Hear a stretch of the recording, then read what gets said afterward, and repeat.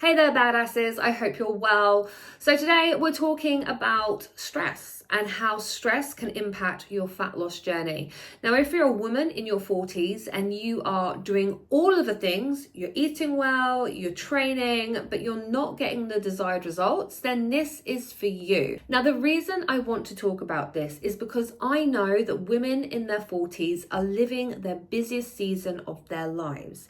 They might be climbing the corporate ladder or working full-time jobs, raising families, looking after elderly parents.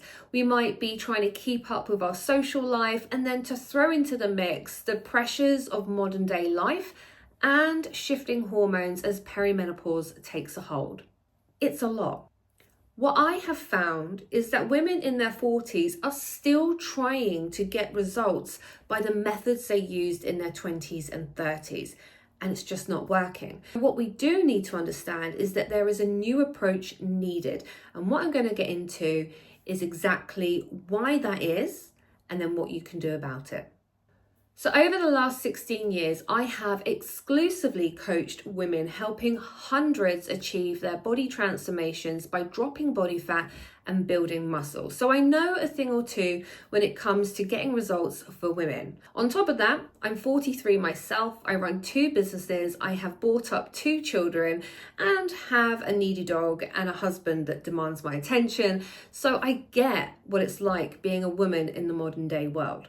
There are 2 ways that we experience stress. We have the physical stress, such as an illness, disease, or physical exercise, or we have emotional stress, which can be a response of fear, where we have to run away from dangerous situations, or it could be something that we are just worrying about. Now, we all have a baseline level of stress that we are able to handle and therefore can function on a day-to-day basis without it being any problem.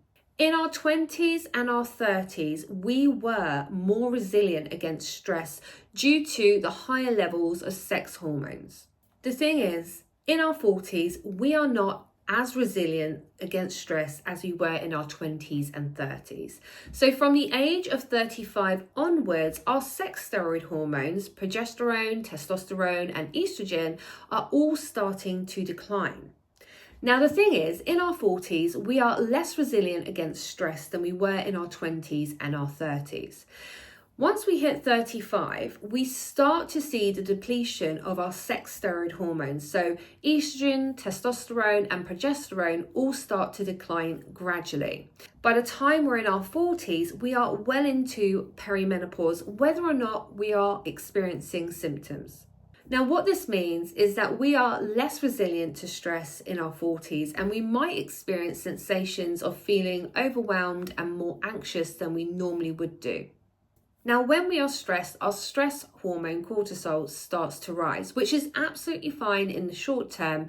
However, if it remains elevated for a long period of time, it can really disrupt the hormone balance. Now, what happens with high levels of cortisol, as these creep higher, it robs our sex steroid hormones further, depleting them, which then continues to disrupt the hormone balance, which can impact your perimenopause symptoms, which then has a knock-on effect to your behaviors. And then when that comes to fat loss, you may notice that it's like pushing a boulder up a hill. Now, what happens is when our stress levels rise, so do cortisol levels, which is our stress hormone. Now, that's absolutely fine in the short term, but long term, if cortisol levels remain elevated, it can be really disruptive to our hormone balance.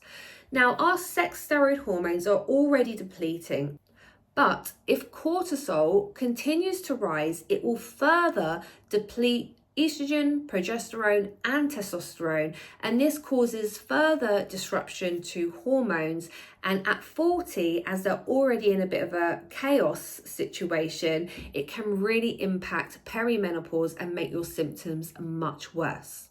Now, what happens when our perimenopause symptoms become more severe and more intense? It will have a knock-on effect to our behaviors, and that will then have a knock-on effect on the results that you will see. The other thing we have to take into consideration is that there's something else going on at the same time, and that is that our ovaries are slowing down the production of estrogen. And as they do so, our bodies do something very clever, but also very annoying.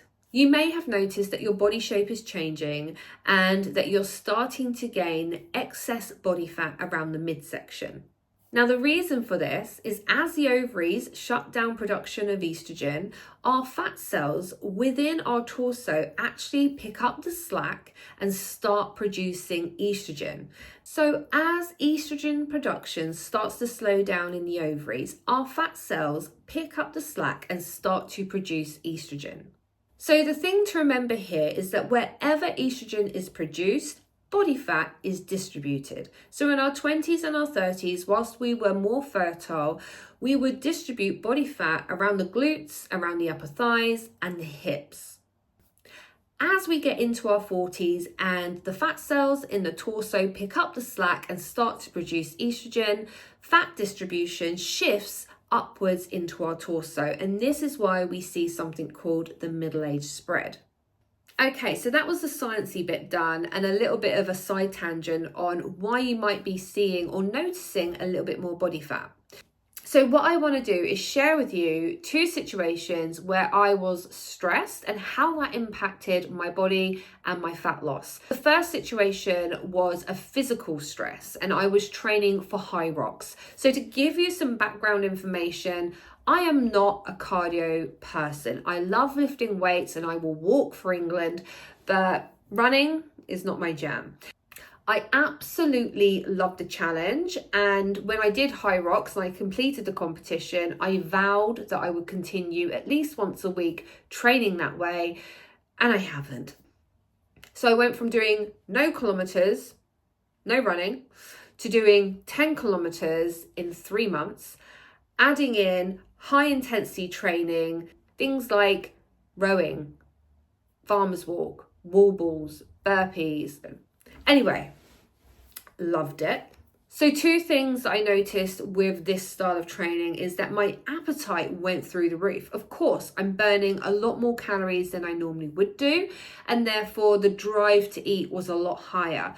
At this point, I wasn't tracking food because I was training for endurance. So I was like, just eat what you want to eat, what you feel like you need to eat. This put me into a calorie surplus. I was eating a lot more carbohydrates than I would normally eat. And my abs disappeared because I gained more body fat. So I'm training for high rocks. My weight training gets cut down to 2 times a week. I'm doing 2 conditioning sessions, 1 long run, and I'm making sure that I'm keeping on top of my sleep. So I'm trying to do all the right things. So this would have been November 2023, and I was 40, I literally turned 42. If you ask me if I'm perimenopausal, because I was having regular periods, because I felt absolutely fine, I would say no. 2 days after the High Rocks event, I start to experience heart palpitations. Never had them before. I know it's a common perimenopause symptom. And this carried on for about a week as my body started to recover from the event and the adrenaline and the stress from all the training. And after that, never experienced them again. I also skipped a period. So my periods before High Rocks were like clockwork. We skip a period in December and then they're back to it like clockwork from there on in. So I can only put that down to stress and how my hormones were seriously disrupted and out of balance, and therefore throwing my period off sync. And it's really interesting, and I feel quite telling, that as soon as I took my training intensity back down and went back to my regular training, that everything kind of went back to how it was. And since then, no problems. Well, I say that. Here's the other story. The second story is around emotional stress and how that can impact your hormonal balance. Something a lot of women tell me is that being perimenopausal, they have noticed that they are a lot more emotional, that they feel a lot more anxious, and often there's that impending sense of doom. Now, again, if you were to ask me in this moment in time, am I perimenopausal? I would say no. I have regular periods, I feel pretty centered, everything's good. However, I do know that being 43, hormones are shifting. I know that something is going on, even if I'm not experiencing physical symptoms as of yet. Maybe noticing slight change in texture in skin. So anyway, I used to work for a business coaching company. Won't mention any names. It was all going really well until one day a lot more pressure is put on the team. I don't like to feel like I'm not doing a good job. And therefore, every day I'm waking up questioning if I'm doing it right, if I'm good enough. And it was creating a lot of anxiety and a lot of stress, a lot of worry, and I wasn't happy at that time. And I'm not a crier. So for me to cry to my husband and tell him that I hate what I'm doing and I wish I could quit, should I quit, that's it, I'm quitting, then decide that actually no, I can handle it, go another couple of weeks, have the same emotional breakdown. It was so out of character for me. And then I just thought, enough already. So what I realized is that, yes, emotional stress is knocking out my hormonal balance.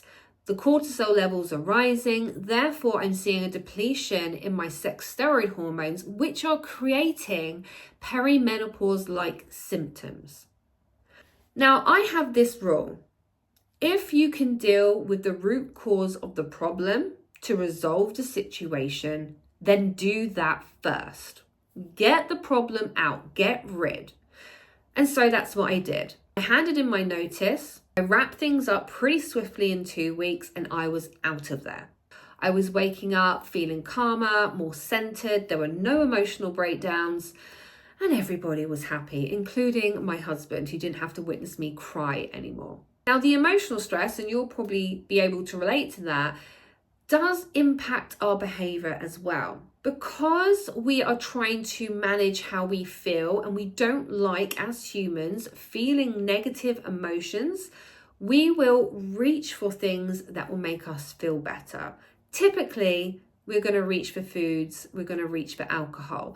And of course, these things do not align with your fat loss goals. And so, on the one hand, you're holding that goal of what it is that you are trying to work towards. But on the other hand, you're going against your genetic drive to seek comfort and safety. And what happens is that women start to blame themselves that they aren't good enough, they can't do it, they haven't got enough willpower, they don't have the motivation, when in fact it's often our lifestyle, the way that we're living our lives, which is impacting our fat loss journey. So when we are feeling stressed, how does that impact fat loss directly? What we think becomes what we feel. And what we feel influences our behaviors, and our behaviors dictate our results. So we have to manage our emotions. We have to go top level and go to the thought process and then switch up the emotion that we feel so we have more positive behaviors. Let's just say you've had a bad day. Either the kids have driven you bonkers or your boss has really riled you up. You get to the end of the day where it's peace and quiet and all you want to do is make yourself feel better. We reach for the comfort food. We have a cookie, which tastes amazing. It highlights those feel-good centers in our brain, and therefore we have a drive to eat more, to get more of that feel-good because it's addictive. And before you know it, you have devoured the lot. Then the thought process kicks in. Oh my gosh, I've ruined my diet. I can't do this. All that negative self-talk comes in, and then you have the option to draw the line underneath or hit the, what I like to call the F it bucket, and carry on. Another great example would be when we don't get enough sleep.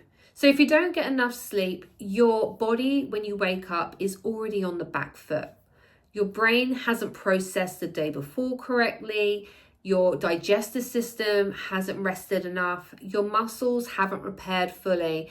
And your hormones are going to be unbalanced. So when you wake up, you might feel a little bit brain foggy, you might feel tired, and therefore you're naturally going to want to reach for more food to give your brain more energy and to help perk you up and keep energy levels high throughout the day.